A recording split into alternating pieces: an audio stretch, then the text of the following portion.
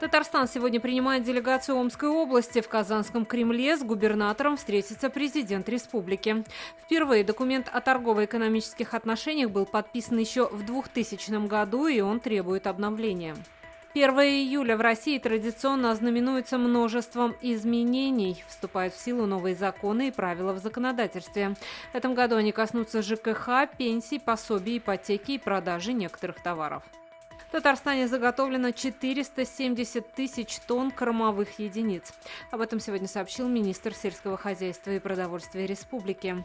Многие сельхозформирования уже завершили уборку первого укоса многолетних трав.